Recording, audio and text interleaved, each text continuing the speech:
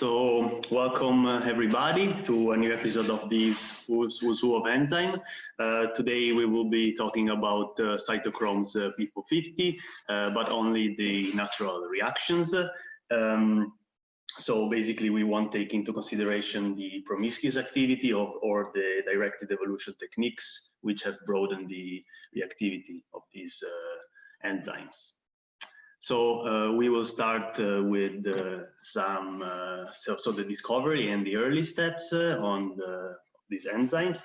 So it was in the 50s that Mason and Hayashi independently demonstrated by oxygen-18 labeling that one or both oxygen atoms of dioxygen can be incorporated into organic molecules, and these enzymes were named oxygenases. 5 years after, Axelrod reported that the oxidative metabolism of ephedrine was mediated by microsomal fraction in a rat liver homogenate. And a few years later, another researcher in 1958, Klingenberg, discovered that there was this microsomal CO binding pigment discovered in these rat liver microsomes, and it was just a few years later that this was discovered to be a heme protein, this CO binding pigment, and this had a strong absorption peak at 450 nanometer, and that's why it was called cytochrome P450 for the first time. 1 year later, also one of the first reaction reported by Estabrook and co-workers in 1963 was the hydroxylation, the C21 hydroxylation of progesterone. And another milestone was a few years later when Ichikawa and Yamano published a paper in which they explain so they kind of made easy the purification of some of these enzymes that usually were membrane bound, and by using high concentration of glycerol made solubilization of some P450 possible, and therefore they had a boost on the characterization of this enzyme class. In 1977, we had one of the pioneering theoretical study on the active species of the P450, which was carried out by Leu, and he used some what was the first empirical quantum mechanical method, and it kind of opened the doors for the first mechanistic studies. In 1985, we have the first 3D crystal structure reported by Polos, and this was the P450 CAM, which was a soluble bacteria P450. And as a result, many important mechanistic and spectroscopic investigations of P450 have been carried out with this enzyme. So after that, there was really still a lot of story that we don't have the time to cover, but this is how these enzymes were discovered. And nowadays we really have like more than 350,000 DNA sequences and more than 100,000 papers that have P450 in there. So if you consider that only through the phylogenetic analysis of the tomatoes, P450 protein sequences were identified 233 P450 genes, you can have an idea of how vast this enzyme class is, and therefore a system for their nomenclature and identification has been developed. So enzymes are considered a member of the cytochrome P450 superfamily on the basis of the sequence similarity rather than the reaction similarity. For instance, here we have this CIP5A1, which catalyzes this reaction from prostaglandin H2 to thromboxane H2. And this is the name, what stands for. So genes encoding the CIP enzyme and the enzyme themselves are designated with the root symbol CIP, which stands for the superfamily. Then we have a number which indicates the gene family, and another letter which stands for the subfamily. Finally, there is another number which identifies the individual gene or the member of the subfamily. Members of the same family shares at least 40% amino acid identity, while members of the same subfamily must share at least 55% of amino acid identity. The CIP nomenclature is the official name convention, although some genes or enzyme differ from this nomenclature because they denote, for instance, the catalytic activity. For instance, this enzyme is also called TVX-AS1, which stands for thromboxane A2 synthase 1. Where can we find them and which role have those enzymes? So they can be found basically in every organism, and for instance, in human or mammals, these cytochromes are primarily membrane-associated proteins located in the inner membrane of mitochondria or in the endoplasmatic reticulum of cell, and they have different functions. For instance, they are implemented in the fatty acid metabolism or in the synthesis of steroids, or also they play a role in the vitamin D metabolism, and they are also implemented in the synthesis and the breakdown of hormones. Moreover, in plants, they also have different other functions. For instance, the synobiotic metabolism, for instance, the metabolization of different herbicides, or also plant defense, but most importantly, they are present in the secondary metabolite biosynthesis. How do they do all these functions? They have they have bound to they have present in the catalytic center this proto-heme9 or heme-B. So heme is a coordination complex consisting of a ion coordinated to a porphyrin acting as a tetradentate ligand, and generally heme-B is attached to the surrounding protein through a single coordination bond between the heme iron and the amino acid side chain. And in P450, we have coordination bond to a evolutionary conserved cysteine, which is bound to the iron center of the heme-B. And when the toxic carbon monoxide is bound to the iron center, we have a peak in the absorption spectra at around 450 nanometer, and that's why we call them P450. Now we have a look quickly on the mechanism of these P450. So we first start from this ferric resting state that we see here on top, which usually a molecule of water is bound.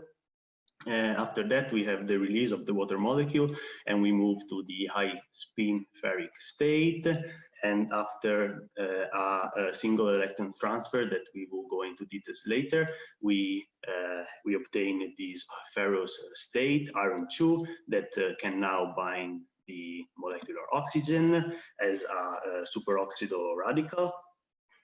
So we obtain this ferric superoxido species, which is received another single electron. We obtain the ferric peroxido species, and after protonation, we move to the ferric hydroperoxido, and after another protonation, we have the ferryl oxido state, which is the catalytic active species. And this one enables a variety of radical reactions, including hydroxylation, among the others. Since not accessible to characterization with the spectroscopic methods, the last steps of the catalytic cycles are debated, but the most broadly accepted mechanism start with the abstraction of a hydrogen radical from the substrate, and then it's closed by the rebound of a hydroxy radical and the substrate radical, and forms the alcohol product, which is then displaced by a molecule of water. You can see here in the middle that we have there is the possibility that some redox equivalent are lost during these uncoupling reactions. We are not going into details, but for instance, we have the auto-oxidation shunt, which release superoxide, or we have the oxidase shunt, which release water, or the peroxide shunt, which release hydrogen peroxide. All these uncoupling reactions destroy reduction equivalents, as you can see, that might be transferred to the enzyme. So therefore, they are like unwanted. Another thing that we have to consider is that there are some P450 which can act as in a peroxygenase reaction mode. So they are able to, from this high spin ferric state, they are able to bind directly hydrogen peroxide and obtain the ferric hydroperoxido and move on in the catalytic cycle. And therefore, they don't need any additional electron. So we have said that P450 are monooxygenases, so they are able to incorporate one atom of oxygen into the substrate, and the other one goes into water, in a water molecule, and they can perform a huge variety of reaction, which we are not going into details in all of them, but I will just show you some example. For instance, P450 are found in the biosynthesis of many natural products. For example, here, in the benzyl isoquinoline alkaloid pathway, we have a first hydroxylation of L-tyrosine to L-dopa, catalyzed by P450, and further in this biopathway, we also have N-methylcochlorine hydroxylase, short NMCH, which perform another aromatic hydroxylation to obtain the S reticuli. But P450 can also catalyze oxidation. For instance, here in the final step of the biosynthesis of epotylone B, we have an epoxidation catalyzed by this P450 epoch. And also in the synthesis of Taxol, conversion of the terpene taxadiene to Taxol involve an allylic hydroxylation with double bond migration catalyzed by this taxadiene 5-alpha-ol hydroxylase. And yeah, also in Streptomyces coelicolor, we have another hydroxylation catalyzed by this P450, which is also catalyzing the reaction from alpha flavanol to the ketone alpha flavanol.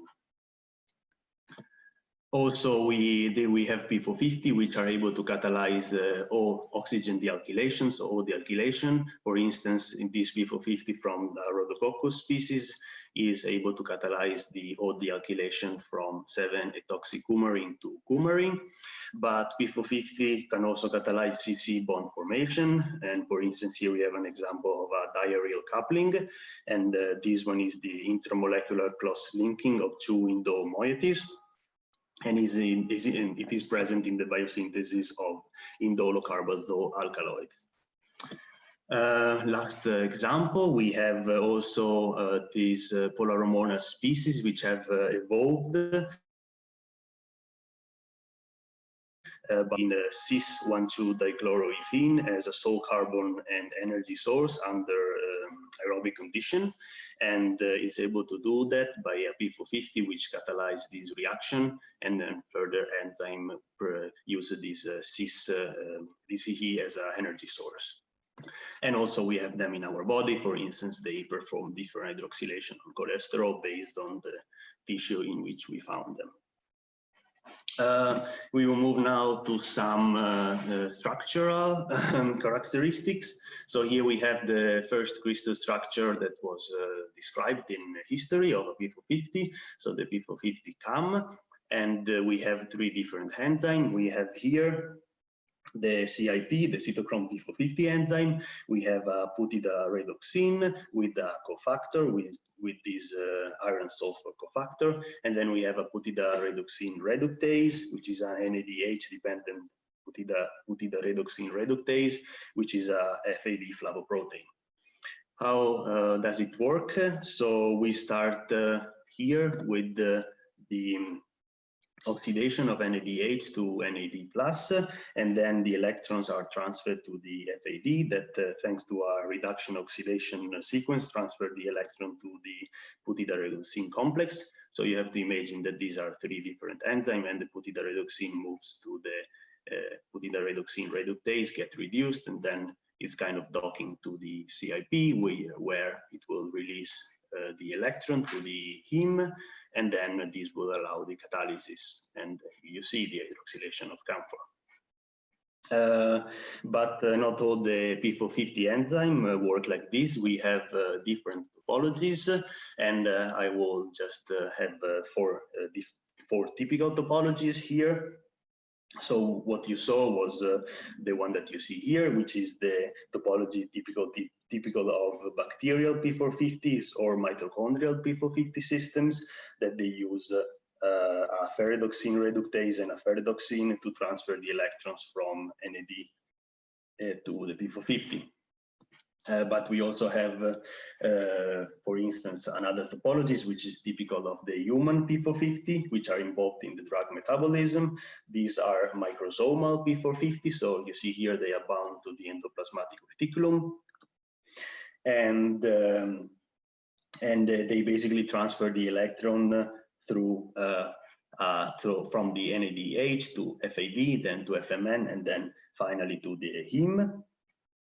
And another topologies that we see here is similar. Also, these are microsoma P450, but in this case we have a natural fusion between the CIP domain and the NADPH dependent cytochrome P450 reductase. So it's all one enzyme, and these are also soluble and self-sufficient, so they don't require any additional enzyme to provide the necessary electrons for the reaction. And the last topologies that we have here, it's really similar, but in this case, we have the electrons are supplied by a FMN and iron sulfur containing reductase partner, which is also in this case fused to the CIP. This system was originally found in Rhodococcus species, and they are also self-sufficient. So how do these self-sufficient P450 works? Here we have an example of the flavocytochrome P450BN3, which is one of the most studied P450 because it has one of the highest catalytic activity. And how is possible? Because there is like this domain on the FMN, which is kind of mobile, so it's able to get the electrons from the FAD and then transfer the electron directly to the heme, and therefore this gives you a super efficient electron transfer system.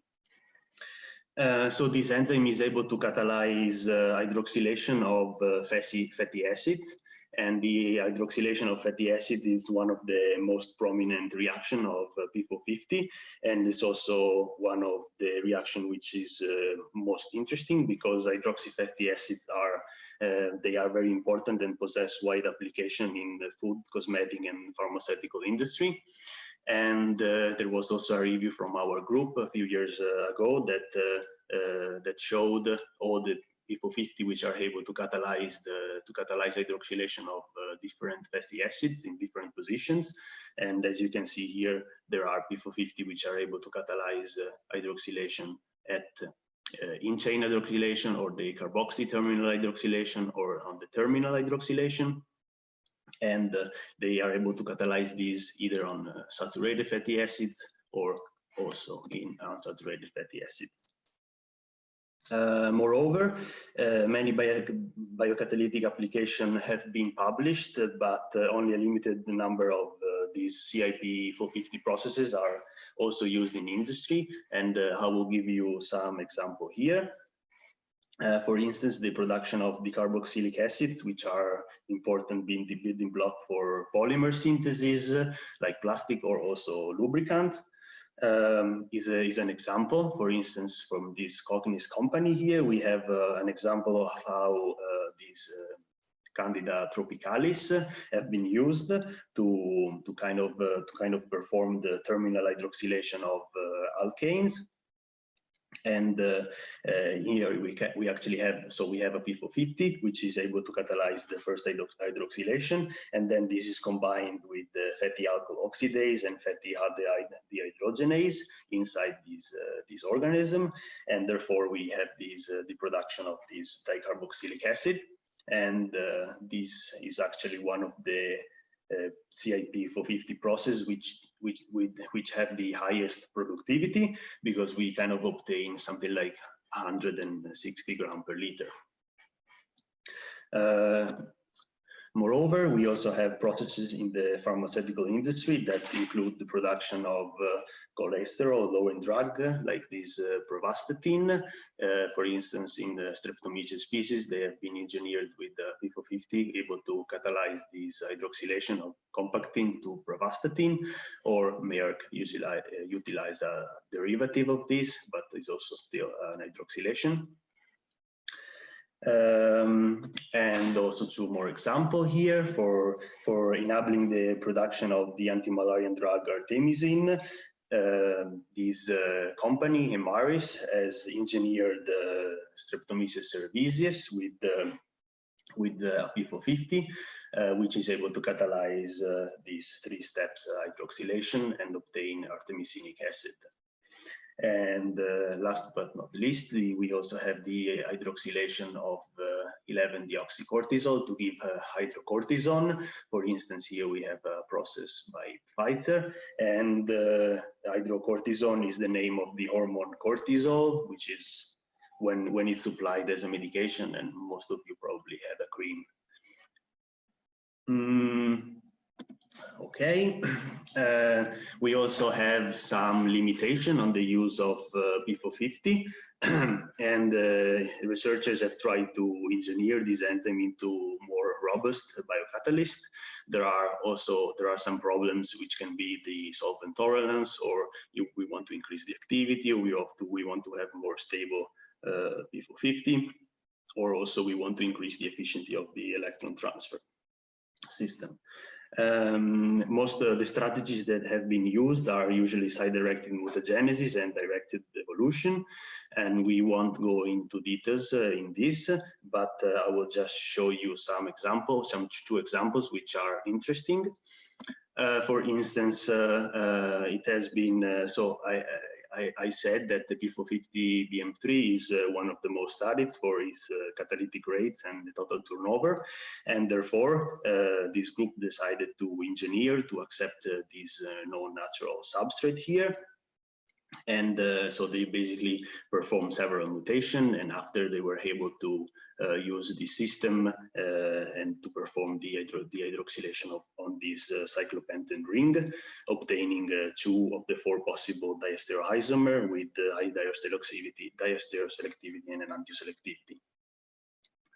And another strategies can be the use for instance, if you have a reaction which is catalyzed by a human P450, which is the one that you see here, and we know that mammalian P450 are enzymes which are difficult to express and hard also to maintain in active form.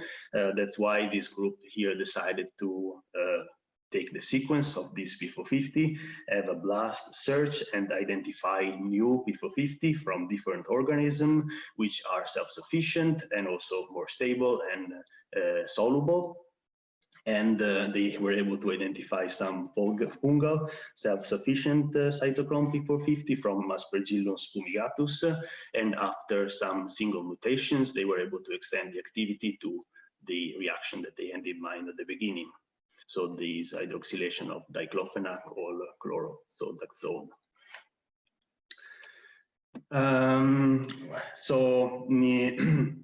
P450 has been also, there has also been reported many non-natural reactions, which I will list here. For instance, the carbene-mediated cyclopropionation, the formation of carbon-silicon bond in nitrane-CH insertion, or the formation of C-N bond. And also some non-native metals have been incorporated into P450, and they enabled, for instance, the new reaction, for instance, the carbene CH insertion. So this is what you can expect from the next episode about P450, a non-natural reaction. And so from my side, this is everything, and I'm open for questions.